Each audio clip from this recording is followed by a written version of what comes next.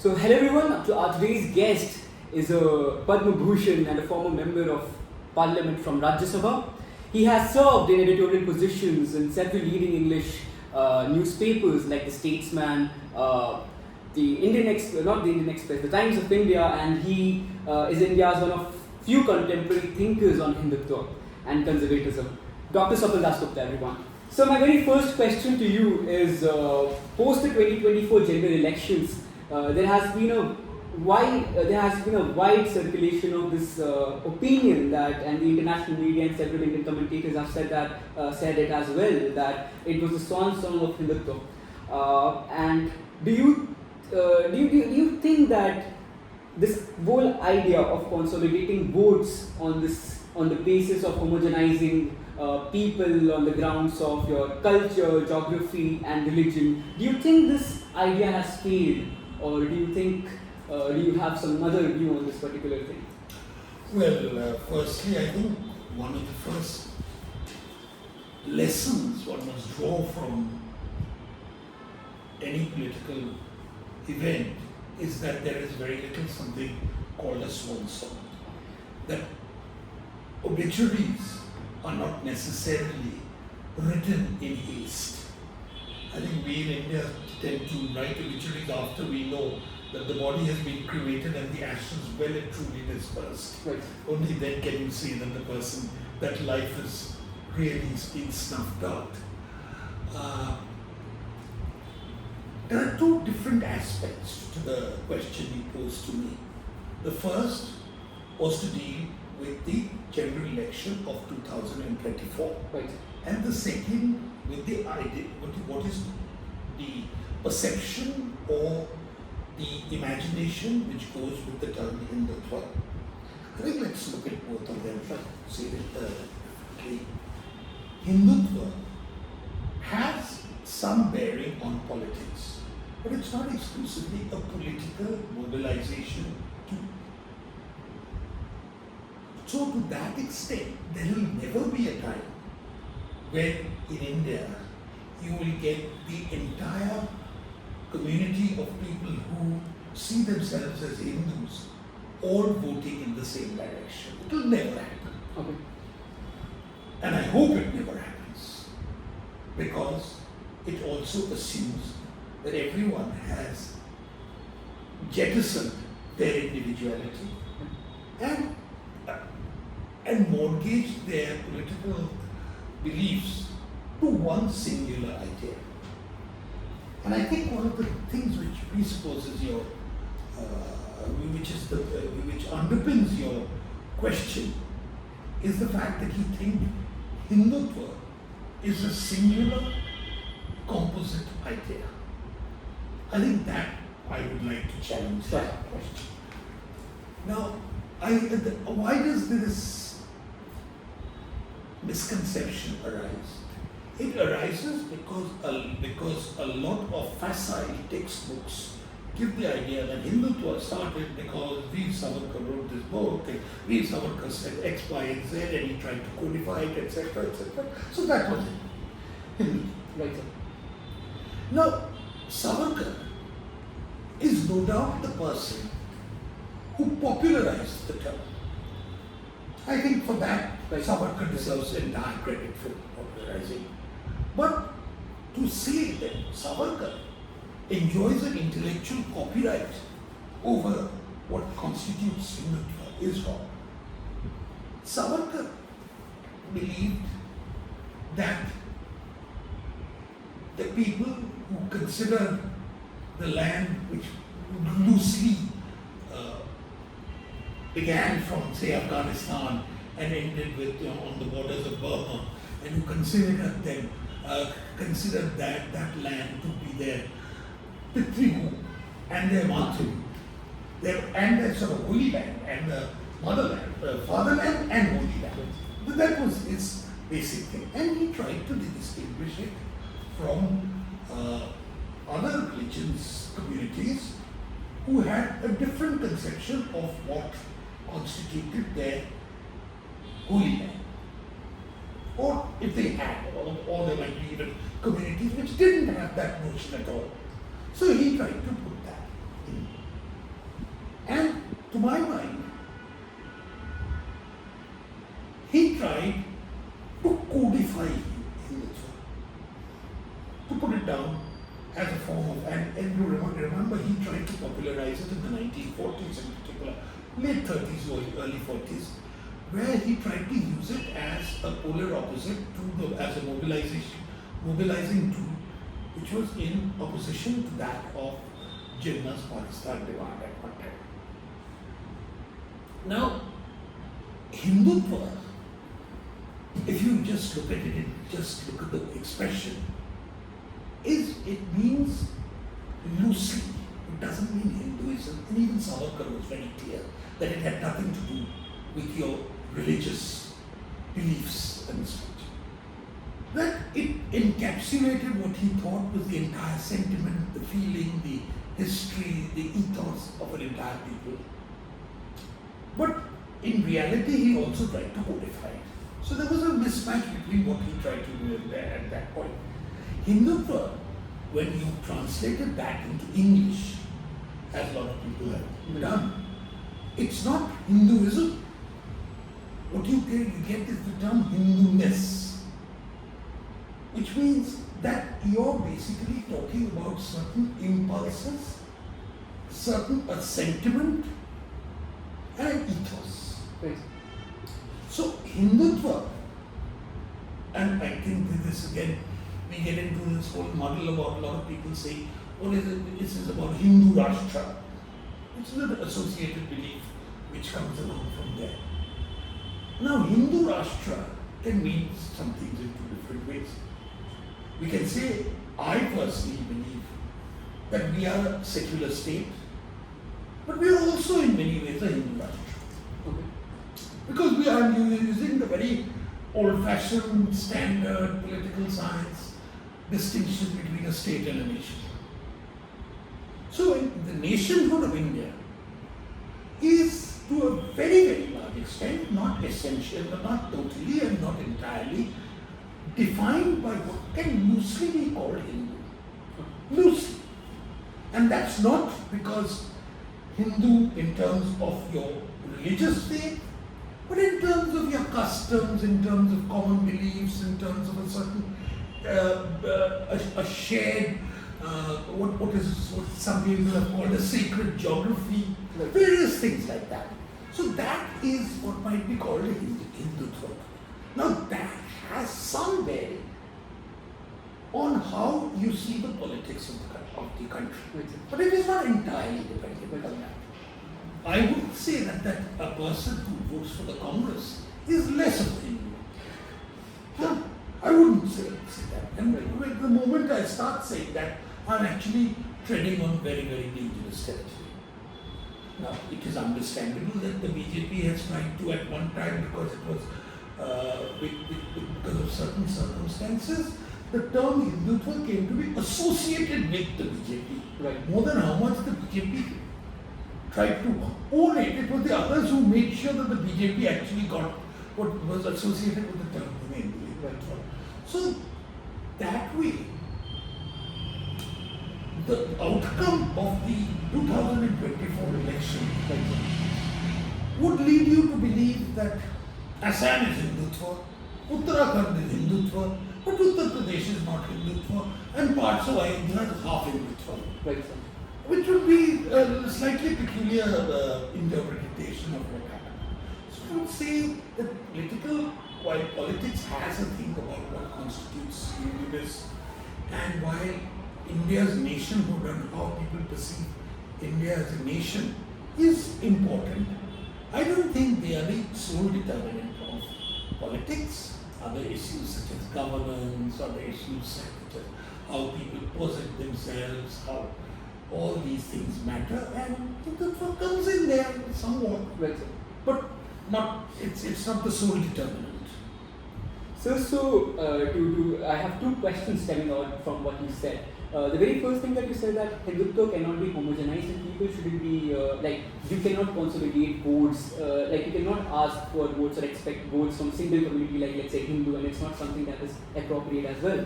So, So how is Hindutva as a political ideology, if you see it as a political ideology, how is it a stable ideology? And the second question that I have from what you, when you talked about the history of Hindutva, I think it was Chandran, I think if I'm not wrong, it was Chandranath Basu who coined it. So how was his interpretation of Hindutva different? Begin, if I'm not wrong, it's in Bengali. And the English I don't think anybody has so far read Chandranath Basu. Okay. It remains a very archaic text, Right. scarcely available. You can get it, but it's also written in a very archaic form of Bengali. Okay. And he wrote a certain history of India, where he used the term in the first part of it. But more than people using the term, there are other people who use the very essence of what constitutes Hindutva. It was very popular, used by people such as Bankim Chandra Chatterjee. It was used in some ways by Swami Vivekananda. It was used in some ways by a very interesting conservative thinker called Vivek Mukherjee. So in Bengal it was used quite a lot, and subsequently in Maharashtra it got used. People like Mandakar, Anandi, Tilak all used it in their own little ways without necessarily using that expression. Right. The essence of what was there was used. Right. But so that expression, that's what I'm saying earlier, that it was Savarkar who popularized it in that way. So it has a very old belief. Now, nobody, Vivekananda for instance, believed that religion defines a nation and that everybody's heartbeat of every Indian must beat to the same spiritual tune. I'm paraphrasing his words. Did it mean that he meant that every religious ceremony, the belief structures, everything should be homogenized? I don't think so. Somehow. His Hinduism, his beliefs, his rituals were entirely non-vegetarian in thought, like mine says. Right. And to try and use how he felt as a worshipper of Shakti Right, sir. with other traditions, even within Bengal, with the Vaishnava traditions, are completely different, but both of them have a certain commonality. Right. That probably the Sanatan Dharma, which is probably the term which was used and more widespread before the term Hinduism was started being used by the British to sort of bring, to sort of bracketize. to sort of have a convenient category of people that they could put into a group. Now, in that, one thing is very clear, that in Sanatan Dharma there is no such thing as a uniform thought. There are so many different schools of philosophy, and it's probably one of the very few religious traditions where even atheism is considered a part of it. Right. So to believe that you can homogenize the thing is a very facile one. It's also very convenient with, people, it's something which the opponents of Hindutva So if you think have brought in and sort of said everyone wants you to have the same sort of thing, same sort of belief structures, etc. And it's not. That's a very silly way. It's a very facile way, as I said, of looking at the whole issue. And so how does some of these ideology? some of these sloganeering types, they've also helped contribute. They've also contributed towards building up this notion. Now it's a stable ideology. Who said it's a stable ideology? It's not a stable. Okay. It's a sentiment. Okay. It's not an ideology. It's a sentiment. Okay. So that answers the question. Yeah. Sure, sir. So, sir, I introduced you, sir, in the very beginning as one of the few contemporary thinkers of conservatism and Hindutva in India. and especially in the English language. The conservatism and Hindutva are They're very, very different. I'll get to that as well. So, and in media and writing after the rise of Prime Minister, we have come across people extending their support, but we have been unable to find any contemporary thinker who can drive beyond their subservience to the BJP and the RSS or the Prime Minister and we have been unable to, let's say, read any contemporary literature on Hindutva. You have been in this industry or this thinking for decades now. What do you think? What do you think stops the English-speaking elites from, let's say, supporting the ideology, writing on it? Why do you think it has been unable to reach the masses? People like Mr. Arun Shuri tried, but I think they were later sidelined in the later part of their career as well. No, it's not that. I think you being politically sidelined or anything. See, the point is very simply this, that Hindu nationalism, if I may use that term, was a stream of thought which was very prevalent in India right till the 1940s and 1950s. It had its ancestry in a more politically activist sort of way, from people right from Aurobindo, Bipin Chandrapal, later Lokmanya Tilak, etc. These people were very much the stalwarts of that. Now, after the 1950s, there was an overwhelming dominance, if I may use such a word, of the Nehruvian tradition, which, along with the left,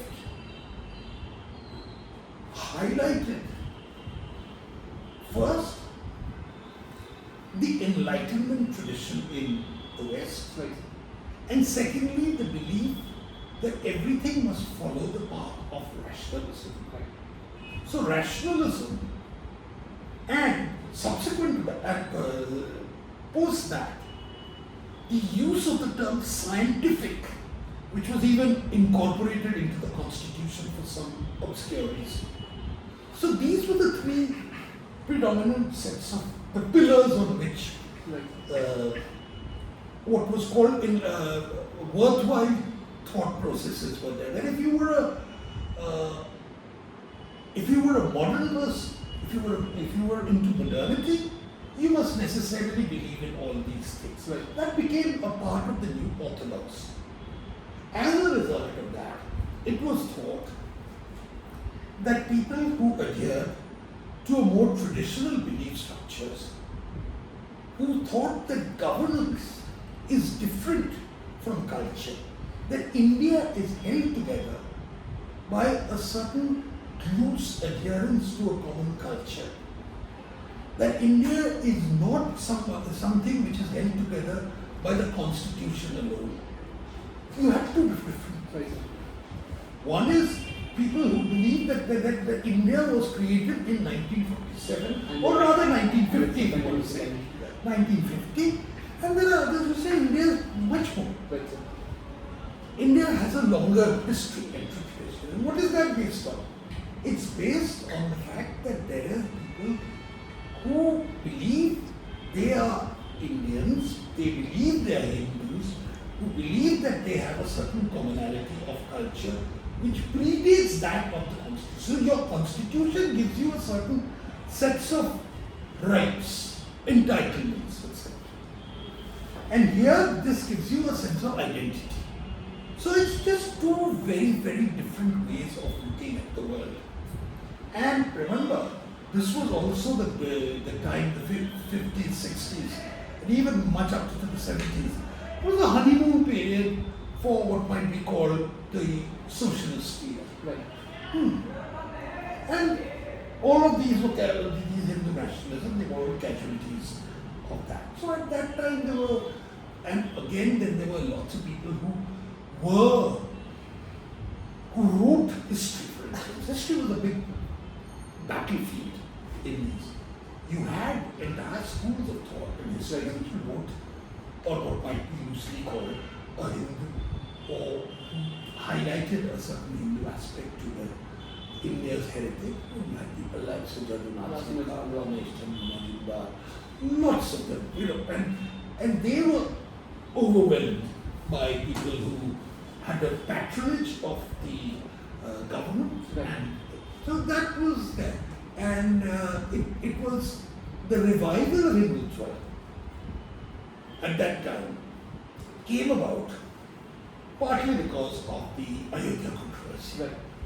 Ayodhya controversy was really the trigger which brought it back into the reckoning, and the intellectual, you see the point about the Ayodhya thing is that it was not merely a rabble of people shouting Mandir wahi banayenge, that was there, all that was there. I'm not saying that was, but along with it there was a huge intellectual ferment. If we hadn't lived through that particular time, that people were starting to question that what are we as a people? What are our self-identity? Right, sir. Where do we fit in? What is this meaning of secularism? Does secularism mean that we abandon our culture? Do we create an India which in the guise of modernity becomes indistinguishable, it becomes globalist in nature? All these questions were actually raised at that particular point in time. Now BJP, of course, being the party which actually championed it, all of it got lumped together with the BJP. But I must say that the BJP never really promoted an intellectual ferment. Right. BJP may have been the beneficiary of part of it. That's a good way to say it. But it was never political parties don't promote intellectual traditions. They don't have time for it. Okay. That's not their priority, frankly speaking. That's what chalta hai, thoda bahut, this, that and the other. The intellectual people ask awkward questions all the time. And in politics, people don't like awkward questions. Right. So how do you identify yourself as an intellectual person or a person in politics in that way? See, my personal interest is more to do with ideas. Okay. It's the principal thing. The political aspect is secondary. I just got drafted into it because I've known these people for a very, very long time, and there are certain personal connections. But more than anything else, it's the thing. For instance, the idea of conservatism. Even 5 years ago, even 10 years ago, if you said conservatism, it wouldn't have any resonance in India. Right. But today we can actually talk about which is actually moving a little step further from Hindutva. How do we take up the impulses which are being generated within India and link them to other broader currents in the world? Right. So a lot of people thought that we are freaks. Okay. These people who are saffron bandana, they go around and they are just sort of general freaks who are there. They have nothing to do with it.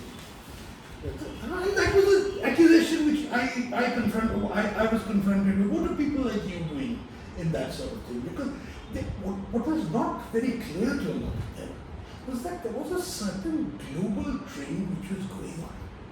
There was a certain global churning. It never manifested itself in a single sort of way. There was a difference between Ronald Reagan and Margaret Thatcher. Right. Today, for instance, do you know that one of the most exciting developments in European thought is coming from Hungary? Right. There's an entirely different conservative tradition which is So there. while you are on it, you recently attended the National Conservatism conference in Washington DC, and there were several videos that I watched as well, and there were several comments on it. And there is one view that I hold, and I would like to know your arguments and your views on it. It goes like conservatism of different countries cannot exist together. Like there is a common brotherhood for Islam, there is a common brotherhood for communism, there is a common brotherhood for liberalism, but conservatism as an ideology cannot exist together. So how can we say that? What is the whole purpose of? See, this is not something someone discovered yesterday. Yes, sir. It's something which even Disraeli pointed out, even in the 19th century. Conservatism is national or it is nothing. Right. So it is always a national thing. But there are certain values which why do you read other people? Why do I, for instance, find one of the most exciting writers, a person called Rajya College? Okay. Why do I find him? He never wrote a word on India. The framework might be. He had very weird ideas sometimes. He was into very classical architecture. He loved old sort of a form of European culture which is being sidelined today. But why do I like him? Because he epitomized certain values, a certain unchanging nature. You know, I think one of the things about conservatism is that we like to also cling to a past. Right. And that might be a shortcoming, that might be an advantage. It depends on how you want to see it. But our natural impulse is to actually be rooted in the past.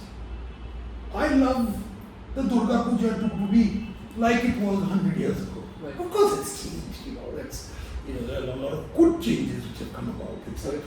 But you like it. You like the idea that your great-great-grandfather or grandmother was celebrating it exactly the same way as you're doing it. Right. That there is this continuity. Right. And I feel that doesn't necessarily mean you must travel in the same sort of road which they were traveling in. Right, sir. So, this idea of continuity, so values. And when you're talking about, for instance, in why is Hungary very important? Just come back to that particular point. Because in Europe today, they are trying to abolish the nation state. Okay. The national identity is being sought to be abolished in favor of a contrived, manufactured European identity.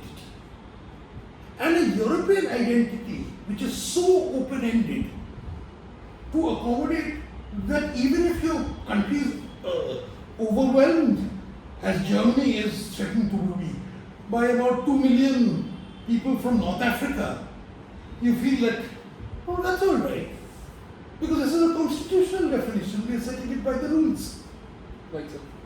So there are people who actually feel that when an identity of, say, Germans or Hungarians or Austrians or Poles or whatever it might be, they all have definite distinctive identity just as we have. Right, sir. You can be a globalist, and a lot of people what people call the Davos man, the anywhere man. They can plant him or her anywhere in the world, they'll be fine. But I prefer to be the somewhere man. Right. Rooted in some particular thing. So these are the different approaches to life. It doesn't mean that all the conservative ideas, etc., are the same. They obviously have their different national priorities, as they must have.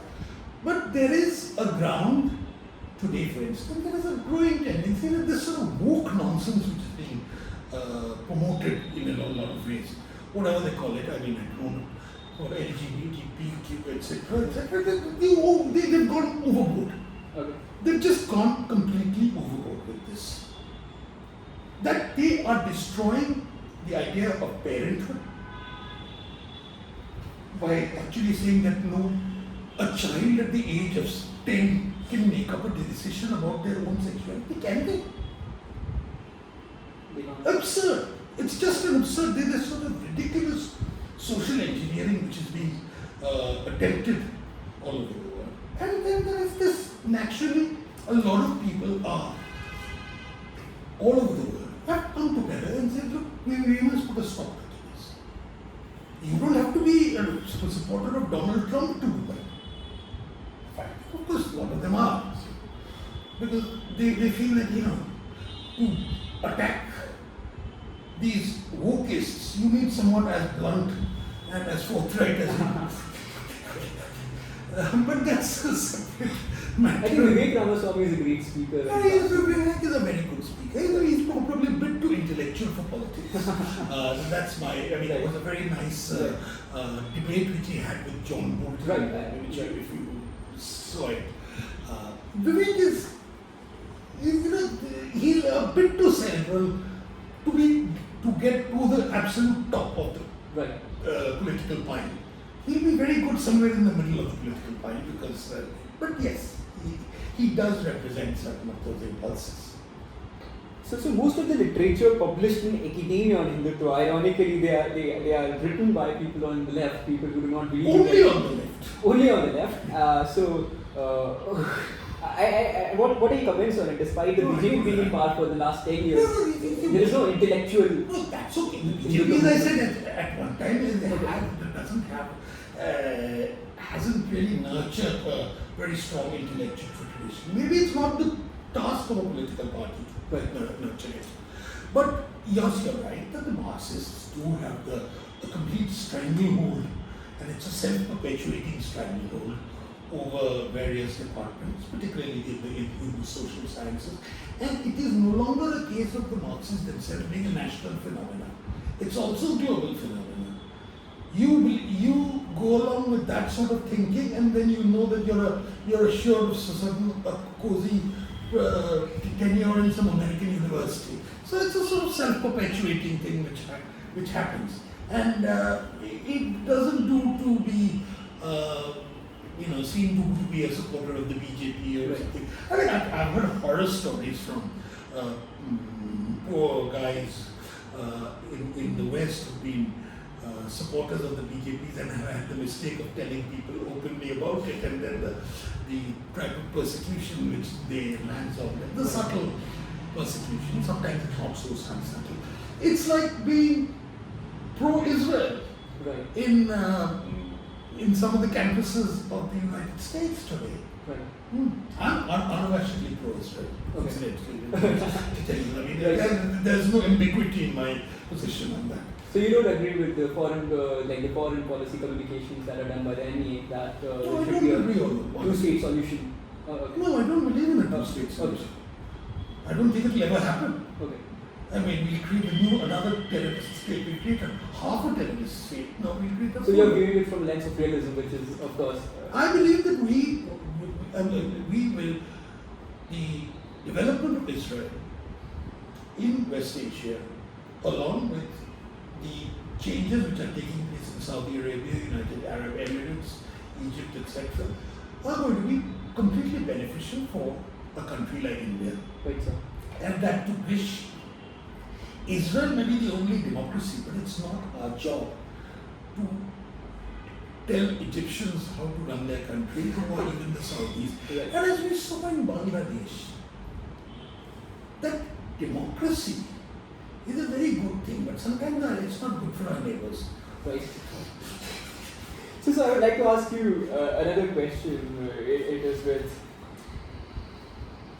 Right, so a lot of conservative thinkers, I mean, of course, there is a wide difference between conservatism and Hindutva in general when it comes to India. But with the BJP is going very soft when it comes to, let's say, Hindutva. There are people who are, there is a very good intersection of, in India, there is an intersection of conservatism and Hindutva in India, right? So there are people who are actually inclined themselves to that political spectrum. They are moving away from the BJP because of its recent policies, and they have this opinion that the BJP is going very soft when it comes to the continuing the idea of nationalization. You're talking about a YouTube community. Yes. Right. Be forthright and say. Right, sir. I'm very glad that these sort of dissenting voices are there. Okay. That they will not go away from the BJP. They are part of the larger saffron ecosystem. So does Hindutva require another political party? No, I don't think so. I don't think we should be aiming for that. But what I think we should be aiming for that is to enlarge the boundaries of what might be called the saffron ecosystem, whereby I can take someone like Mr. Saidipak, just as a small example of a very articulate and a forthright man who has a very wide fan following in the universities, etc. I believe that yes, his opinions, etc., must be considered very seriously, and I'm glad he's doing it outside the party. Right, sir. I'm glad he's doing it outside. I don't see him as an enemy. He can be. Why can't he be critical about certain facets? Right. That's the type of push you need. Right, sir. Right. You need. You cannot. All of these impulses cannot. When you're inside a political party, you cannot say a lot of things. Unfortunately, right. But that's the tradition of Indian political system. In Britain, it might have a different culture. In America, they have a different culture. In India, people don't say. When you're a part of a political party, you tend to go along with whatever the leadership says, unless it's so preposterous. as happened to Advani when he said that thing about Jinnah Right. at that particular time. So those are rare cases, those are exceptional cases. Otherwise, this is what. So if people like these YouTubers Right. have enlarged the orbit Okay. of what might be called the saffron ecosystem, I think I certainly think that they've done a great job. So I have a slightly different opinion of communalism. I think that the word should not be viewed in a negative connotation. If caste could actually be used to consolidate votes, what's wrong with doing it with religion? So, realistically speaking, it is impossible for a country like India to move beyond the binaries of caste and religion. But what exactly is your idea on using communalism as a way of getting votes? Well, let us put it this way that when you inject polarization on the basis of either faith, language, anything, the differences of people, in any constituency, you'll find that invariably the approach is never made to people as individuals. Very likely to a small urban constituency perhaps. By and large, they are made on the strength of a community. And that community might be on the basis of their lived experience in a particular residential cluster, it could be caste, it could be religion, it could be various other things. Now that's something which in India is inescapable. And we all know that. Right, sir. The question arises, what we are talking about is the more crude manifestations of this. Like, for instance, do we take the very touchy question of beef? Okay. And most people like to shy away from this question. I like to. Sure. Now, at one level, I believe that people should be completely free to eat whatever they feel like. Right. That's up to them. Matter of personal taste, sometimes a matter of their family traditions, etc. People are vegetarians because they've always been vegetarians right from day one of their lives. And they can't countenance the idea of any smell of meat. They expect very put off. Yeah. Good. I mean, you just put some burtan which has had meat cooked in it, they can find out their sort of sense of smell and their sense of revulsion by so. Doesn't mean that I sort of treat them as some sort of a second class citizen. You don't. So the point about beef is that there is a very large percentage of Indians for whom there's a big wall of China which is created, and that is beef. Everything else allowed, not beef. Now, it's not a question of rationalism or anything like that. It's a question of what you believe in, what is your sense of aesthetics, you must respect it. Right. Just as when I go to a Chinese restaurant in Europe or something with a Muslim person, I take care not to order pork. Not necessarily does anything else, but they are cow. Why willfully offend somebody's sensibilities? So it's a bit of adjustment which comes about like that. Now, in India, beef happens to be one of those very touchy areas which offend a lot of people, a great majority of people, I would say. And I don't think anyone becomes less Muslim By not having beef. In fact, the idea of beef and Muslim identity becoming coterminous was something which was very specifically an Indian experience. And it was born out of sectarian tension. Right. And it was the Brits who actually got it done. Because they are the ones who made beef eating popular in this country. And these are historically intense things. So,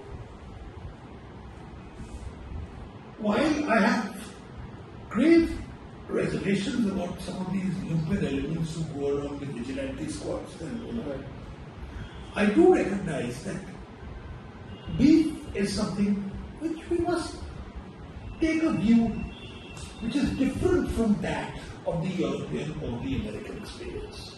But there is a particular Indian experience. And we draw the line over it. So I have three more questions, and this third last question goes something like you mentioned at the very beginning that there is a wide difference and distinction between Hindutva and conservatism. Could you please address that? What in Indian context, what is the difference between conservatism and Hindutva? How do we differentiate between these two ideas? In very simple terms, conservatism is not only cultural but also political in nature, in my opinion. Whereas Hindutva is exclusively, in my view, a culturalist. Okay. So that's the broad thing. The scope of each of these categories is very, very different. So you can be a conservative and, for instance, believe in presidential elections or parliamentary democracy. Right. You can have people who can have different views on, say, for instance, how the question of democracy itself. You can have very, very different perceptions of that. Right. But they can be conservative in their character. But Hindutva, it doesn't matter really. Because Hindutva does not extend to them. You can't say that Hindutva means you must agree with Panchayati Raj. That's not absurd. Right. It's not a, that doesn't matter. Because you are talking about Hindutva, as you said earlier, Hindutva is a sentiment. It's a sentiment. So it will really be wrong to call it a political ideology. Of course it's wrong to call it a political ideology. Because it's not a political ideology. It's a sentiment. It's a sentiment, okay. So Ram I don't know what you call bhavna. Right, sir. So Ram Mandir has been built, Article 370 has been amended. Amended me, abolished. Abolished. Thrown out. Okay. So what is the future, what do you think could be the future of Hindutva politics? Because these were... These are not Hindutva politics. These are BJPs.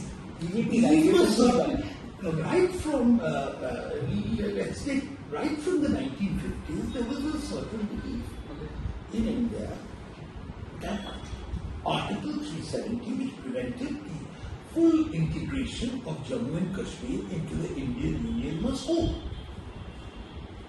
And it took a very long time. It took about 7 decades of incessant political agitation, etc., for it to go. Right. There is another belief which says that all Indians must have the same personal laws. Right.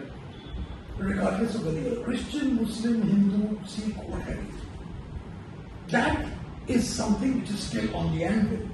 It will take time. Certain tentative steps have been, we've taken first baby steps in the direction of achieving it, but I think it will require far more deliberation. Because what you need is you are creating a personal law based on what? You're not basically creating a personal law based on religion. Right, sir. You can't say that Manusmriti must be the thing or the Sharia must be the thing. Right, sir. You're creating it out of what is called certain modern sensibilities which are also based on Indian realities. And trying to get that is a difficult process. It involves a long series of consultations, requires debates at the very time. So that process has just about begun.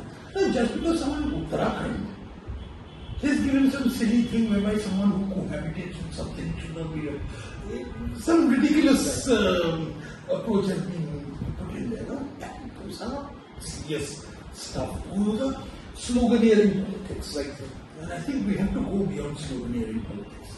So I think in my last question I confused Hindutva with conservatism again, and I would like to rephrase that and ask you what you say that Hindutva is a sentiment, but there are a certain section of people, and let's say even the BJP who say that Hindutva is a political agenda as well. So what is the future of it? No. There are people, and you're absolutely right. My perception of Hindutva is my perception of Hindutva. It's different. And tomorrow you get someone else. It will be different. He will be no different. Right, sir. Yogi ji's perception of Hindutva will be completely no different. Right, sir.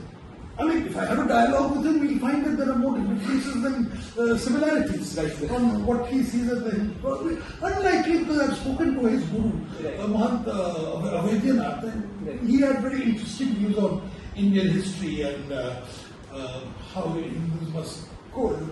But that's another thing. There are people whose Hindutva stems from their reading of history. Right. And I think that's a very, say someone like Amit Shah. Right. His Hindutva belief is completely based on his reading of history. And he's a very erudite man. If you all ever get a chance to actually quiz him and grill him, it will be worth it, because it's something he's thought about. Right. But there are others who have other differences. There are people who see Hindutva as something in opposition to Muslims. Right. There are those people. Right. I don't have much time for them. Right. Just like there are those Muslims in Bangladesh who feel that all Hindus must be driven out. You have the similar version. So how do we say what is the right way of going about There is no it? right way. Why should you think that? I mean, the communists might believe that there is something called the right and wrong. Right. But here we don't necessarily have to believe that I have a certain infallibility as far as my view, that I have a monopoly of truth and wisdom. That is one of the things which we learn in both the conservative tradition as well as the Hindu tradition. That there is no such thing as the absolute. There is no such thing as absolute certitudes. Right, sir. I mean, there are people who say Jatamat, I mean, views that so. So people have experimented with various forms of philosophy, etc. They have debated it, they have contested it. Just because you're a Shaivite and I'm a Vaishnavite, that doesn't necessarily put us as enemies. Nor do they necessarily mean that we are exactly the same. We are different, but yet we are similar. Sir, And what that similarity is really the stuff of intelligent politics. Okay. So do you, this is my last question to you, and it was a very comprehensive way of going about Hindutva, because I learned a lot of things from that. But my last question is about the fact that, do you think there is any possibility of a non-Hindutva conservative movement emerging in India in the future? And if it could, what could it be? Yeah. Well, it's not that it's never been tried. There were people in the Swatantra Party in the 60s, people like Kabir Masani, with the backing of the Tata Group, for instance, at that time there was a big sort of RC lobby which wanted that sort of thing, which was based on free market economics. There was that. My own personal belief is that free market economics, as we understood it in terms of how Margaret Thatcher viewed it, or someone else viewed it, or even Frederick Hayek viewed it, cannot really be applied at this stage to India, where there is a reliance on the state. And we saw the most important manifestation of that during COVID. I mean, I am one who believes in the minimal state. But I had to revise a lot of my views, because when you came into something like COVID, without that state being able to deliver everything from rations to healthcare to vaccines, it had to be there, because you had that architecture, that state architecture in place. That the state is all powerful. No, there is no difference between all powerful state. No, the unpowerful state should never be there. Okay. A state which is a targeted state. Okay. A targeted state. Now, a lot of the conservatives in Europe, for instance, or in America, don't believe in that. Right. They believe healthcare is a communist thing. That's their belief. I mean, we don't necessarily subscribe to that sort of thing. So again, that's what I'm saying.